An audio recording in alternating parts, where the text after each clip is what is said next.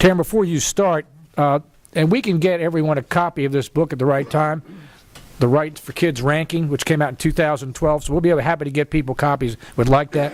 And what this is, it's really, I guess it's the first of its kind, and only ranking of all 50 states' foster care systems. And it's got like 44 different outcome measurements in about 11 different categories.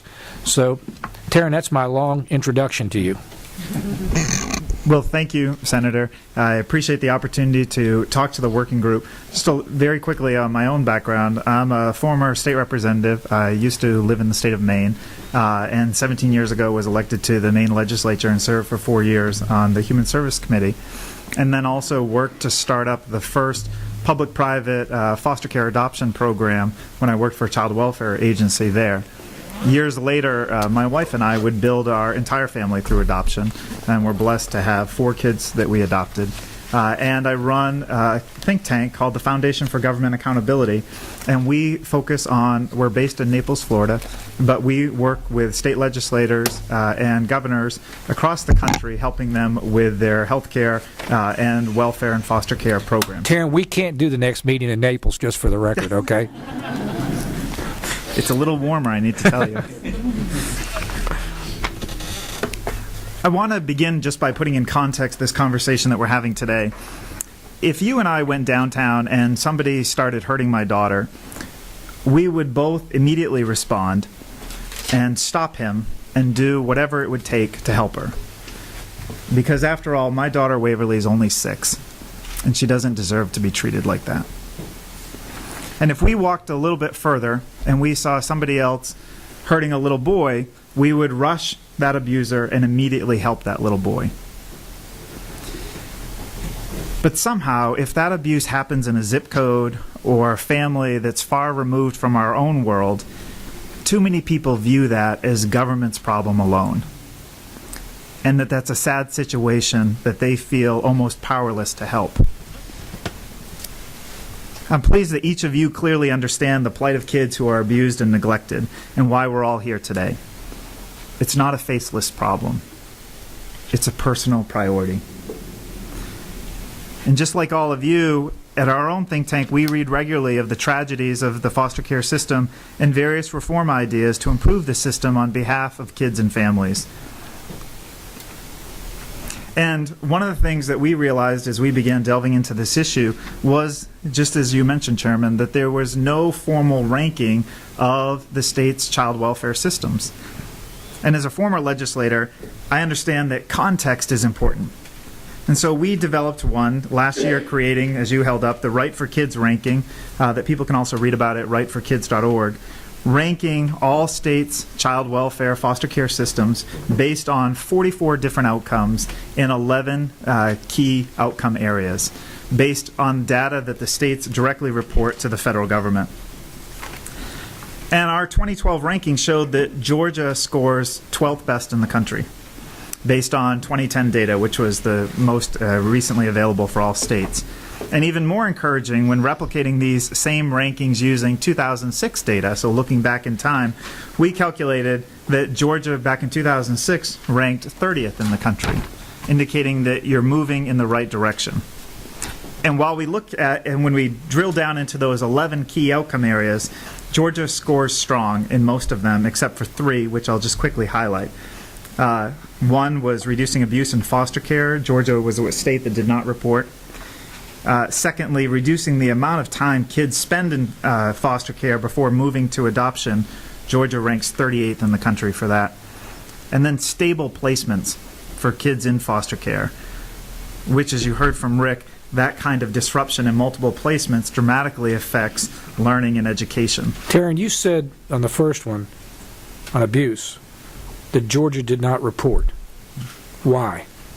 States have to report to the federal government, I think, and I'm not completely sure why the state. But we did not. We look back a couple, 3 years. But we did not report. Correct. At that point, okay. So the first step, we think, in reforming any kind of system is have an understanding of the state, if you will.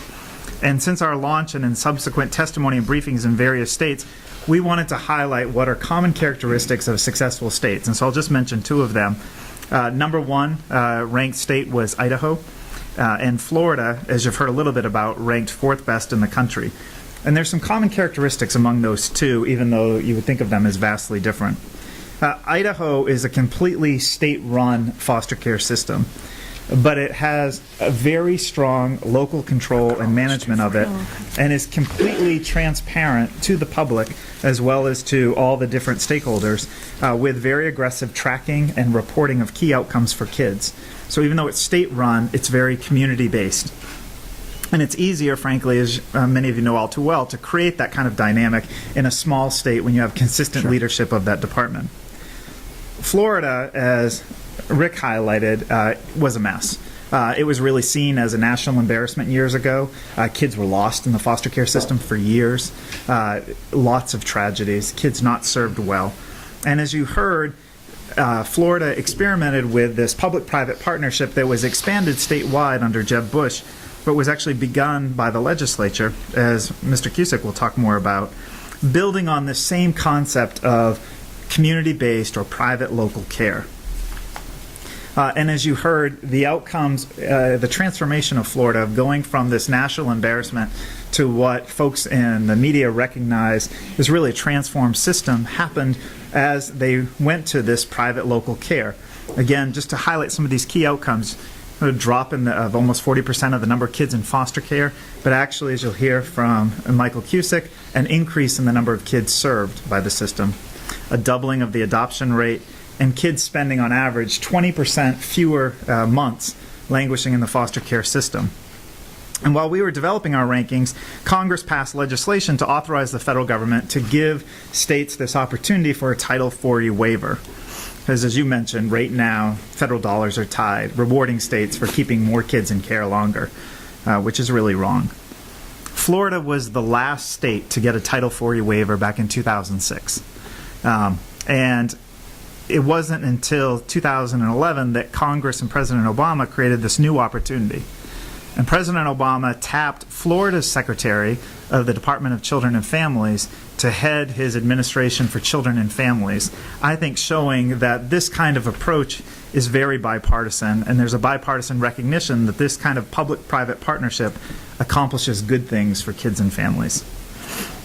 And Michael Cusick will talk to you a little bit more about the Title 40 waivers and the Florida transformation, and I'll be happy to answer other questions. It's important to know that we're in the third year of 3 years of states to get this Title 40 waiver. So this is the last year.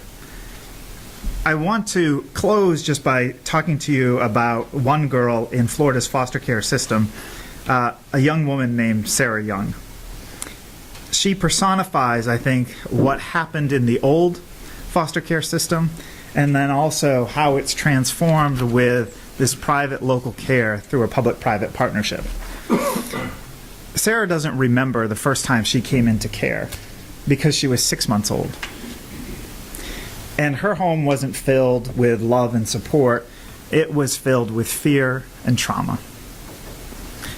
And Sarah experienced in her early years this parade of men and drug abusers going through her home, such that she never knew her father.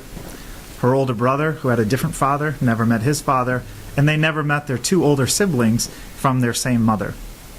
One day when Sarah was playing in the yard, when she was 5 years old, the police came and they took her and her 6-year-old brother, Jesse, away. Sarah tells her current adoptive parents that she was excited because she thought this was the first time she was getting a sleepover. She would never go back home. This was in Florida's old foster care system. Sarah, back then in the early 2000s, bounced around to several different foster homes and spent 6 years in foster care, half her life, before she met Bernie and Joe Young.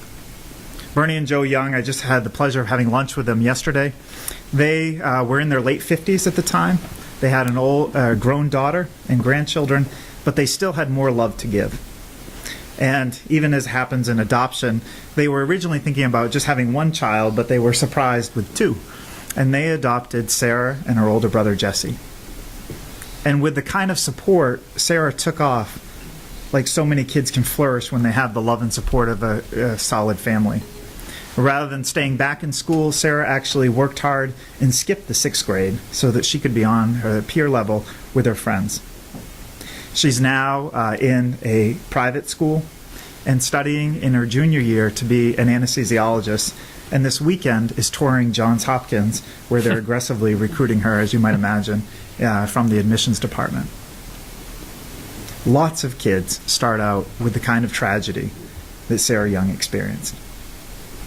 But with private local care and a public-private partnership that rewards children and families for doing what's right, we can take that tragedy and turn it into the kind of success that we're talking about today. And it's a real honor to begin this conversation with you.